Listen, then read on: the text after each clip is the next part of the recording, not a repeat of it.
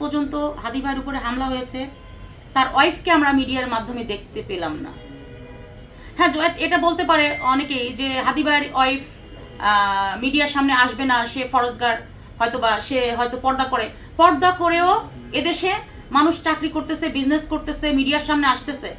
স্বামী মারা, সরি, এটা আমি চাই না বলতে, স্বামী আহত হয়ে মেডিকেলে শেষ যুদ্ধ করছে, এই সময় তার স্ত্রী আসবে না মিডিয়ার সামনে, সন্তান আসবে না, এটা আসলে মেনে নেওয়া একটু জন্য কেমন হয়ে যাচ্ছে। পালিয়েছি কিনা সেটা আপনিও শিওর না, আমিও শিওর না।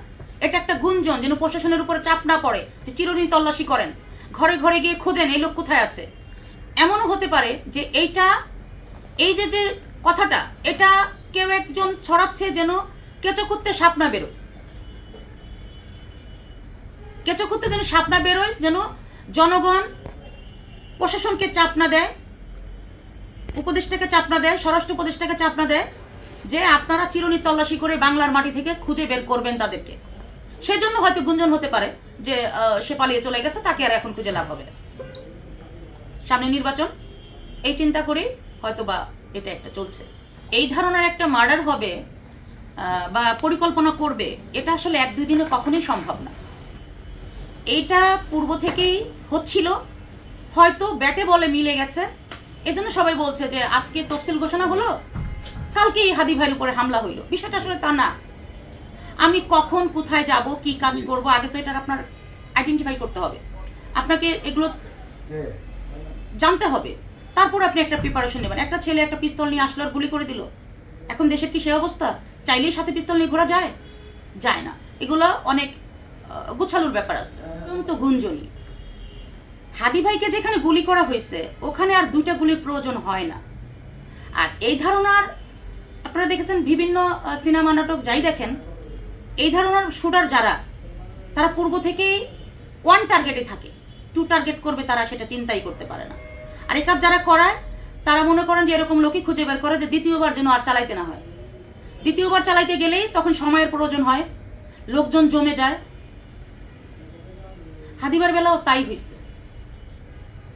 এত কাছ থেকে গুলি করার পরে কখনোই কোনো মানুষ, হ্যাঁ আপনি মনে করেন যে হাতে পায়ে করলে এটা কোনো ব্যাপার না, কিন্তু তাকে যেখানে টার্গেট করে করছে এটা পূর্ব পরিকল্পিতভাবেই যে এইভাবে সে আসবে, এইভাবে সে যাবে, এইভাবে তাকে গুলি করে চলে যাবে, এবং সেটা একবারেই ফাইট। এটা আর কিছু না, এটা একটা গুঞ্জন। যেন আমিও যে একটা কথা একটু আগে বলে গেলাম যে দেশে যেন অরাজকতা সৃষ্টি না হয়, যেমন প্রশাসনের উপরে চাপ না আসে, তারপর হচ্ছে সামনে নির্বাচন, যেন কোনো আন্দোলন করে না ওঠে। কারণ জুলাই সৈনিক যারা, তারা তো এখন ঠিক থাকতে পারছে না, তাদের এখন সহযোদ্ধা চলে গেছে, তারা এখন নির্বাচনের চিন্তা কিন্তু অত তাদের মাথায় নেই।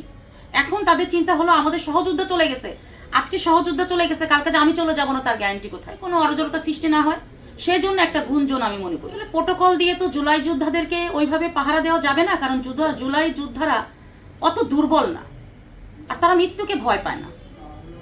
হ্যাঁ, মৃত্যুকে তারা ভয় পায় না। তবে একটা পক্ষ হয়তো বা আছে যেটা আমরা খালি চোখে দেখতে পাচ্ছি না, হয়তো অনেক অভিজ্ঞ ব্যক্তিরা, জ্ঞানীগুণী ব্যক্তিরা এটা গবেষণা করে বের করতে পারবে। এদেরকে যদি সত্যিই মেরে ফেলানোর থাকতো, আমি মনে করি হাসিনা ওই সময় মেরে ফেলতে পারতো, একজন একজন করে, কারণ তখন ফুল পাওয়ার ছিল। এদেরকে মেরে ফেলানোর জন্য হাসিনার কাছে ফুল পাওয়ার ছিল। এখন হাসিনার কাছে পাওয়ার নাই, চাইলেই তার লোকজনকে ধরে ফেলবে, এখন একটা একটা করে টার্গেট করে মেরে ফেলবে। এটা একটু একটু ভাববার বিষয়, আমি মনে করি একটা ভাববার বিষয়। হয়তো কোনো একটা পক্ষ এটার ফায়দা নেওয়ার চেষ্টা করছে, কারণ জুলাই যোদ্ধাদের উপরে কিন্তু সবার একটা আলাদা একটা সফট কর্নার কাজ করতেছে বাংলার জনগণের। এই জায়গাটা থেকে আমি বলবো জুলাই যোদ্ধারা দুর্বল না, জুলাই যোদ্ধারা ওই ভয় পায় না। তবে জুলাই যোদ্ধাদেরকে এখন দবানোর জন্য একটা নতুন, হয়তো কেন সে আসতেছে না, কেন তাকে আসতে দিচ্ছে না বা আসতে পারতেছে না, এটা একটা ভাববার বিষয়। সে নিজে থেকে আসতেছে না, না কেউ তাকে আসতে দিচ্ছে না, না তাকে কি বলে যে আনা হচ্ছে না। হ্যাঁ, তো এইটা আসলে একটা ভাববার বিষয় যে কেন আজ পর্যন্ত তাকে দেখতে পেলাম না, বা তার পরিবারকে শক্ত কোনো অবস্থান নিতে দেখছি না। তো কি বলবো, ধারণা করে বললে তো অনেক কিছুই বলা যায়। আসলে ধারণা করে তো সব কথা বলতে চাই না, তবে এটা আসলে একটা ভাববার বিষয় যে হাদি ভাইয়ের ওয়াইফ এখনো মিডিয়ার সামনে আসেনি এবং তার এত বড় একটা ঘটনায় এখনো মামলা হয়নি, হয়তোবা প্রক্রিয়া চলছে। তবে প্রশাসন দেখছি খুব নীরব ভূমিকা পালন করছে। কেন করছে? রাষ্ট্রের গুরুত্বপূর্ণ দায়িত্ব জায়গা থেকে তারা কেন এটা ঢিলামি করছে বা কি করছে বুঝতে পারতেছি না। তবে এতে মনে হচ্ছে যে ক্ষতি আরও হবে যদি এটা কঠোরভাবে ব্যবস্থা করা না হয় এবং তাদেরকে খুব দ্রুত গ্রেপ্তার করা না হয়। এটা রাষ্ট্রকে আরও বড় দায় নিতে হবে, যেটা দেখা যাচ্ছে এখন বর্তমানে। আমরা প্রত্যেকেই খুব আতঙ্কে আছি। কেন চিকিৎসা করতেছে? আসলে হাদি ভাইয়ের যে অবস্থা, তাতে তাকে কেন চিকিৎসা তার চিকিৎসার আর কি করবে এটাই তো বুঝতেছি না। কারণ ডাক্তার তো তাকে প্রথম চোটে বলেই দিছে যে সে তো শেষ, এখন আর কি অপারেশন করব।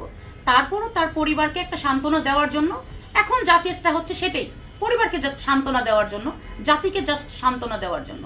তাছাড়া আর বাড়তি কিছু দেখছি না এখানে।